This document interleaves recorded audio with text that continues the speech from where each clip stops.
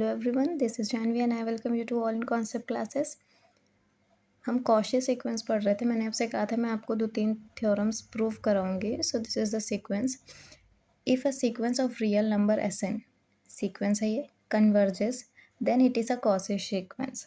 SIM जब भी आपको प्रूफ करना होगा ना तो आपको 2 से 3 थ्योरम्स दी जाएंगे. दैट इज़ कि या तो आपको बोला जाएगा कि कन्वर्जेंट है, the what ever be the sequence वो कन्वर्जेंट है एंड उसको प्रूव करिए that this is a Cauchy sequence. ठीक, ये थ्योरम है हमारी. कहीं कहीं क्या दिया होगा कि कोई सीक्वेंस जो है वो कॉशी है, you have to prove that it is a convergent और it will be convergent. Clear. और कुछ सीक्वेंस में आपको थर्ड दिया रहेगा कि जो कॉशी सीक्वेंस है प्रूव दैट इज बाउंडेड.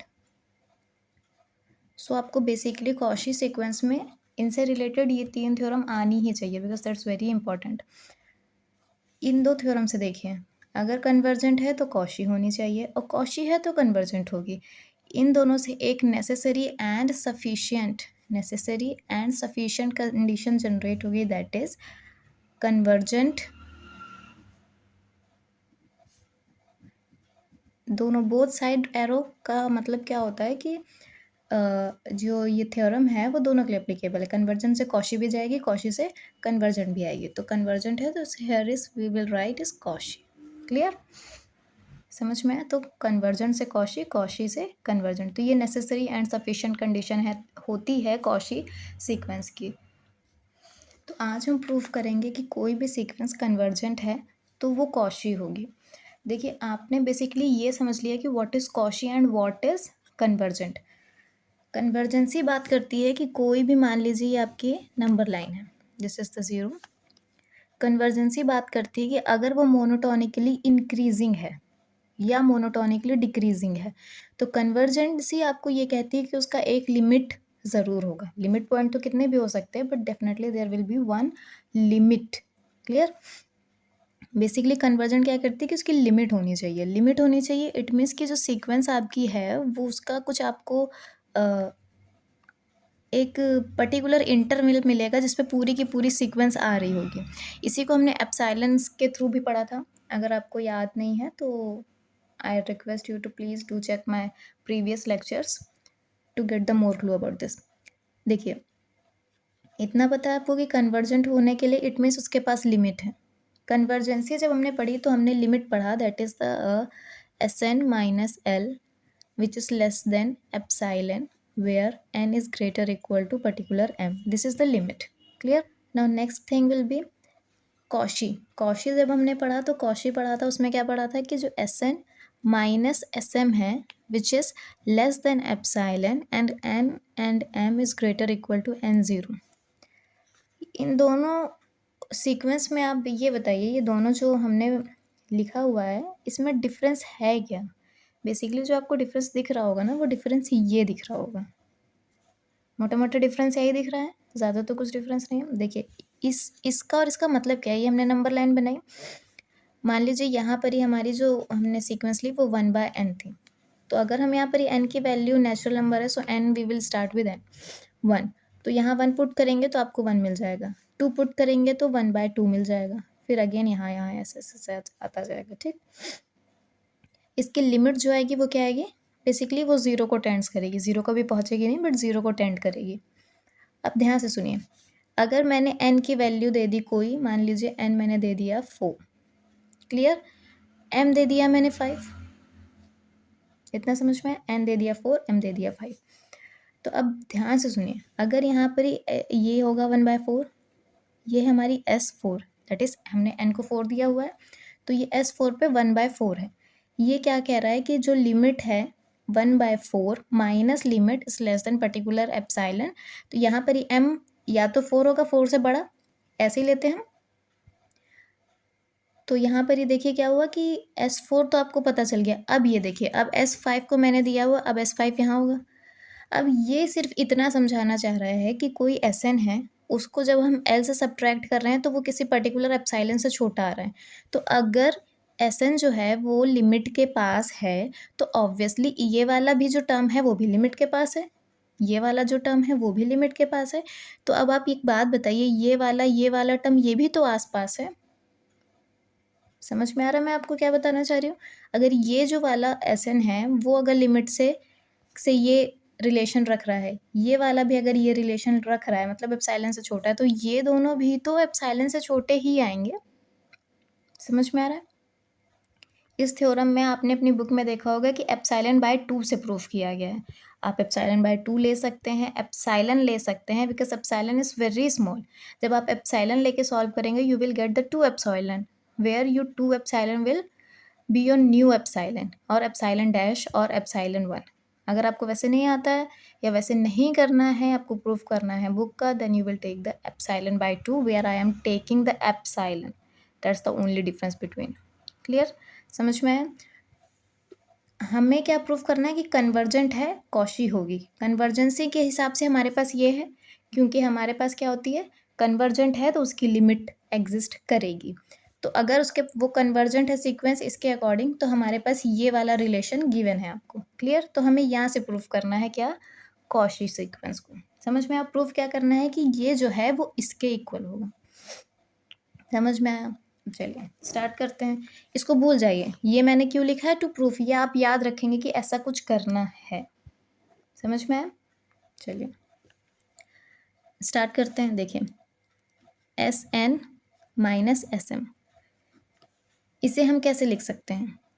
इसे हम चाहें तो Sn minus L plus L minus Sm, we can write it like this, simple, minus L plus L। अब ध्यान से देखिए, आपने जो मॉड में इनइक्वालिटीज़ पढ़ी होगी, दैट इज़ जब a प्लस b होता है तो ये क्या होता है, ये हमेशा छोटा या इक्वल आएगा a प्लस b के। This is the mod inequality.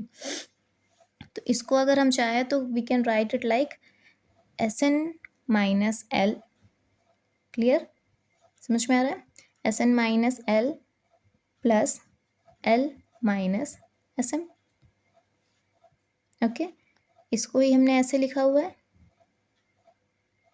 समझ में आ रहा है? और ये इनइक्वालिटी आ जाएगी अब। क्लियर हो रहा है? Sn माइनस Sm इसी की जगह रखा है, अब इनइक्वालिटी के साथ ही आएगा। Now Sn minus L is epsilon, so what will we write here is epsilon. Clear? Plus अब ये देखिए, इसको आप अगर पलट भी देंगे तो भी फर्क नहीं पड़ेगा, because there is a mod, mod के बाहर पॉजिटिव वैल्यूज ही आती हैं। तो यहाँ के लिए भी क्या मिल जाएगा आपको, एक एप्सिलॉन। ऐसे होगा ना कि Sn माइनस L, जैसे मैंने आपको बताया कि S4 भी लिमिट के पास है, S5 भी लिमिट के पास है, क्योंकि हमने एक पर्टिकुलर n डिफाइन कर दिया है। तो इसके बाद की सभी वैल्यू L के या फिर लिमिट के आसपास ही उसी इंटरवल में लाई करेंगी। सो ये भी होगा, और Sm minus L which is lesser than epsilon, ये भी होगा। तो ये एप्सिलॉन, ये एप्सिलॉन, तो ये एप्सिलॉन, ये epsilon, so you will gate Sn minus Sm which is lesser and equals to 2 epsilon। समझ में आया? 2 epsilon, epsilon खुद बहुत स्मॉल है and we multiplied it by 2, so we can take 2 epsilon is equals to epsilon dash or epsilon 1, को जैसा ठीक लगे। So you will write here is Sn minus Sm which is lesser equals to or less is epsilon dash और epsilon 1, या फिर Sn minus Sm is less than epsilon. समझ में आया? This is what we have to prove. Basically हमने यहाँ कुछ किया नहीं है ज़्यादा। आपके पास कन्वर्जन के लिए ये रिलेशन पहले से था, इसको ही आपने क्या किया, आपको प्रूफ ये करना था, तो आपने यहाँ पर ही क्या कर दिया है, बस इसको तोड़ के लिख दिया। इससे समझ में क्या आता है कि every convergent sequence is Cauchy, ये हमने प्रूफ किया है। एंड नेक्स्ट हम क्या प्रूफ करेंगे कि every Cauchy sequence is convergent. समझ में आ रहा है? अब ऐसे देखें, कुछ बच्चों की बुक में ये एप्सिलॉन बाय 2 से होगा, तो आप इसे एप्सिलॉन बाय 2 से कर सकते हैं। कैसे? आपको क्या करना है, अब ध्यान से समझिए, कॉन्सेप्ट समझिए। ये 0 है, ये 1/n है। मैंने आपको क्या पढ़ाया है कि जो n है, अगर मैंने ले लिया कि किसी पर्टिकुलर वैल्यू के लिए लाइक 4, क्लियर? नहीं 5 ले लेते हैं, ठीक 5। तो अगर हम 1/5 लेंगे सो you will get what is 0.2। समझ में आया? 0.2 ले रहे हैं तो मान लीजिए 0.2 और कोई भी जो लिमिट होती है वो जो इंटरवल बनता है वो -0.2 से किधर के लिए बनेगा, +0.2 तक बनेगा। तो ये 0.2 और इधर माइनस का 0.2। यहाँ पर ही कौन सी वैल्यू है 1/5। इससे पहले कौन सी वैल्यू रही होंगी, इससे पहले 1/4, 1/3, 1/2 एंड 1, ये रहा होगा ऐसे। अब ध्यान से देखिए, हम क्या बोलते हैं कि ये इस वैल्यू के बाद इसे हम एप्सिलॉन चूज करते हैं, epsilon should be greater than 0। सो हमने एप्सिलॉन क्या चूज कर लिया 0.2, और किस वैल्यू के लिए मिला है हमें n = 5 के लिए। समझ में आया? तो हम क्या कहते हैं कि हम अब m लेंगे, कोई ऐसी वैल्यू m जिसको लेंगे और उसके बाद की सभी वैल्यू क्या होंगी इस पर्टिकुलर इंटरवल में ही लाई करेंगे। This is what the limit says. तो अगर हमने m को ले लिया 6, अगर m को 6 ले लिया है तो 6 और 6, 7, 8 जितनी भी वैल्यू आएंगी वो सब इसी इंटरवल में लाई करनी चाहिए, देन वो उसकी लिमिट एग्जिस्ट करेगी, और जिसकी लिमिट एग्जिस्ट कर रही है वो कन्वर्जेंट होगा। अब ध्यान से सुनिए, ये हमने एप्सिलॉन लिया था 0.2। आपकी बुक में दिया होगा कि आपको ε/2 से प्रूफ करना है, दिया होगा ना, इसी में बच्चे कंफ्यूज हो जाते हैं। अब ध्यान से सुनिए, ये जो दिया है ना, आप क्या करते हैं, आपकी गलती क्या होती है, आप क्या करते हैं, जो एप्सिलॉन दिया है दैट इज एप्सिलॉन = 0.2, इसको तो आधा कर दिया आपने, दैट इज 0.1। ऐसे डिवाइड किया तो 0.1। अब आपको क्या लगता है कि जितने भी वैल्यू हम पुट करेंगे इस पर्टिकुलर वैल्यू के बाद 6 या 6 के बाद की सभी वैल्यू को जब हम पुट करेंगे इस इक्वेशन में, तो वो सारी वैल्यूज़ किस में लाई करनी चाहिए, इस इंटरवल में लाई करनी चाहिए 0.1 से -0.1 तक। यही कहते हैं ना, 0.1 कहीं यहीं आएगा, से -0.1। लेकिन बच्चा, जब आपने एप्सिलॉन बदल दिया है तो उस एप्सिलॉन के लिए m की वैल्यू भी बदल जाती है। आप यहीं पर ही कॉन्ट्रोडिक्ट करते हैं। आप क्या करते हैं कि आपकी बुक में ε/2 लिखा है यहाँ पर ही, Sn - L which is lesser than ε/2। तो आपने क्या किया, जो एप्सिलॉन पहले चूज़ किया था लिमिट में उसको जस्ट हाफ किया 0.1, एंड फिर उसके बाद आप वैल्यू पुट करना शुरू करते हैं m = 6, m = 7, और ये प्रूफ नहीं होता, ये गलत हो जाता है। देन यू विल रियलाइज़ कि कहाँ मैसअप कर रहे हैं आप। तो आप मैसअप ये कर रहे होते हैं कि आपने जब एप्सिलॉन बदला है तो उसके लिए m बदल गया है, ठीक। यहाँ पर ही अब m क्या होगा, जब आप n की वैल्यू को 10 रखेंगे then you will get the 1/n = 0.1। So your m will be, your next m will be 11 और आफ्टर वैल्यूज। समझ में आया? तो ε/2 के लिए जब हम ε/2 कर देंगे तो वो कहाँ से चालू हो जाएगा, m यहाँ से चालू हो जाएगा, तब आप सिंपली ये प्रूफ कर देंगे, कोई प्रॉब्लम नहीं है। समझ में आया?